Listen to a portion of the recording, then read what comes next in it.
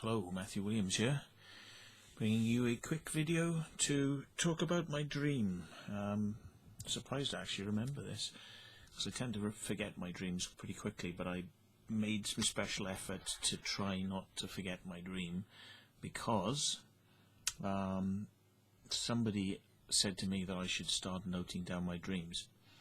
I've never really thought that they're that important, to kind of...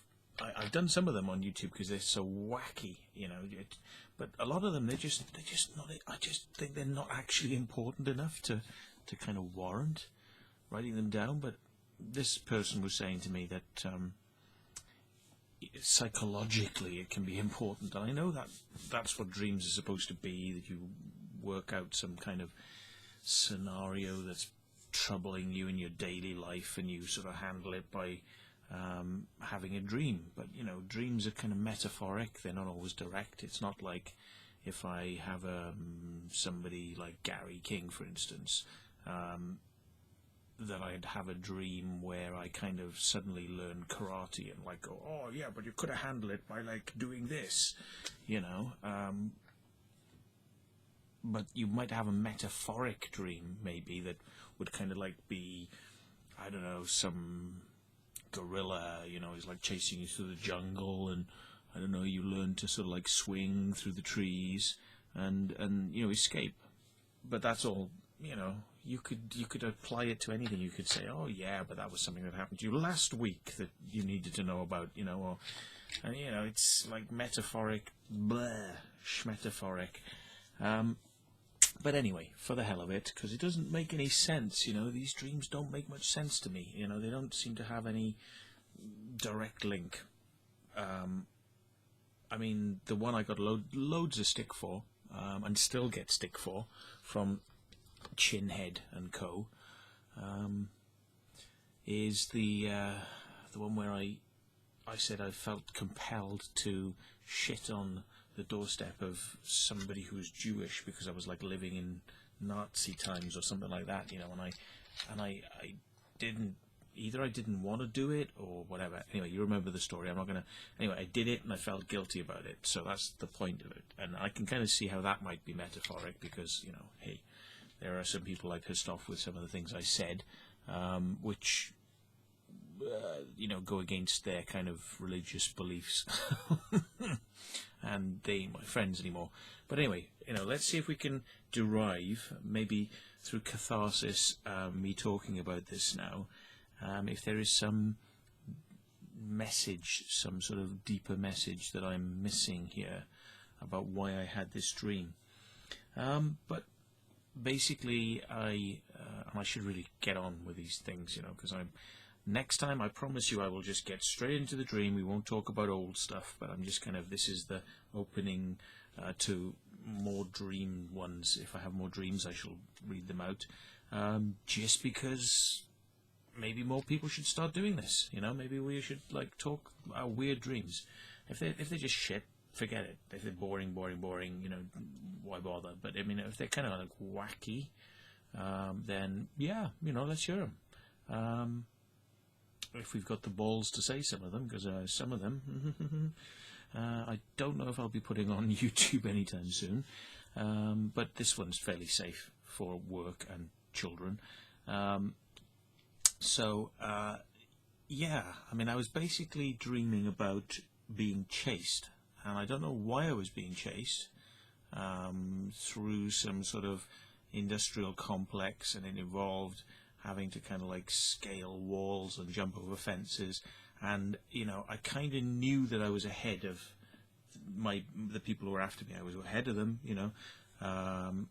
but I came across this building, and I don't know how I got into the building, because it's like building, now you're in the building, and it's like, so straight away you're kind of inside, and I'm in this room, and I assume the door is closed behind me, because I don't know how I got in this room. So like, run, suddenly bang, I'm in this room. And I realized that on the walls, there's kind of like a conveyor belt system, where, like these bookcases, bookcases that kind of move, you know. They've got like little wheels on them and they kind of go back and forth, so you can kind of get the books out of them in big libraries or document record centers. It's space savers, basically. If you imagine you had them that go this way, but you also have them going the other way, which you couldn't do because it's physically impossible.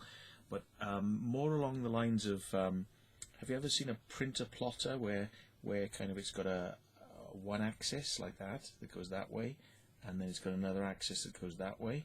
Yeah, so these things are like book stands or shelves, you know, like, but they're made out of metal on all four sides, but they have guns mounted on them, and they have like a. It doesn't make sense now. This is the thing. It doesn't make sense because, or does it?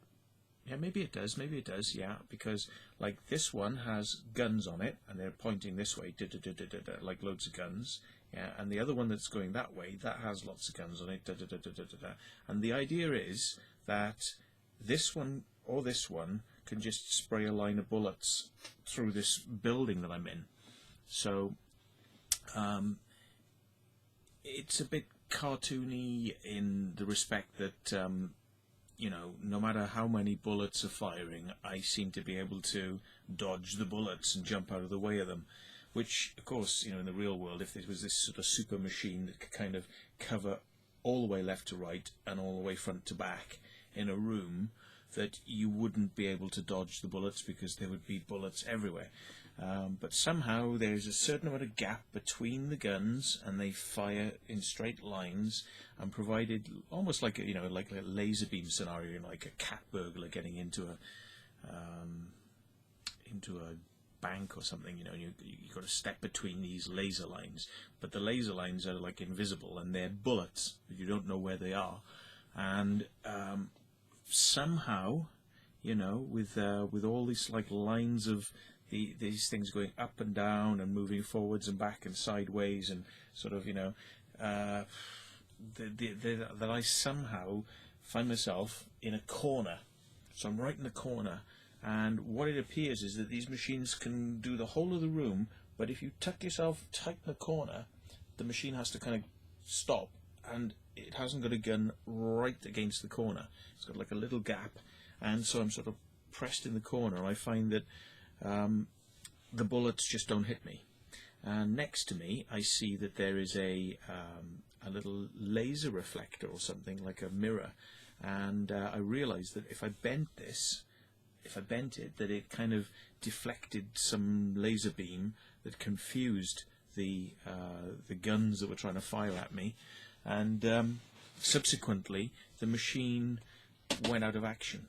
And then the doors open, and these people who were, and this is where dreams get weird, because this seems to happen to me a lot. It's like the people that are after me then become my friend, you know, or kind of go, oh, you know, sorry about that, you know, like, oh, well, let's deal with this a different way then, you know. So it's kind of like at 1 minute I'm being shot at by these guns, and the next minute, when I've kind of disabled the machine, these people come in and they go, oh, well, very sorry, the machine wasn't really meant to do that. Oh, well, we'll program it up better so it doesn't happen again next time. Anyway, you know, come with us, and they take me out, and we're kind of friends. And this is a weird thing I have in dreams, because this happens to me, not all the time, but it does happen to me. It's where people I don't like, I don't like them. You know, and it doesn't matter who they are, but in dream scenarios I kind of end up in kind of like could be amorous situations where I'm going to end up, you know, like doing something with them, if you catch my drift, and you know, I kind of don't really want to do it, and that's the thing in the dreams. Like, I don't really want to do this. I don't really want to do this.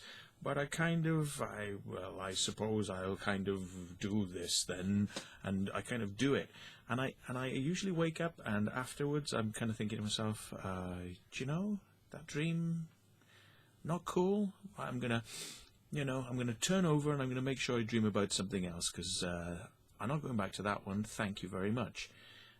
So hey, That's my dreams, you know, like the people that are supposed to be chasing me end up becoming my buddies for no apparent reason. It's just like things go flip and flip over, and the people that I really don't like in, you know, life or scenarios, or, you know, that you end up kind of just going, oh, well, let's just do that then, you know, and it's like, why did your brain feel it necessary to kind of give you that type of experience as a dream, as a is it preparatory? You know, because people say, like, you're running through scenarios of things that have happened in your life. Well, it hasn't happened because I wouldn't want to do it with that person. Would it be possibly would it happen in the future? So I'm going to have to know how to deal with it if I have to do it. It ain't going to happen because I don't want to do it. So why does the brain feel the necessity to kind of put me in that situation doing something I don't really want to do? So there we go. Thank you very much for watching. And if anybody has any analysis on that, I'd be very interested to hear why I'm a complete wanker in the comments below. Thank you very much.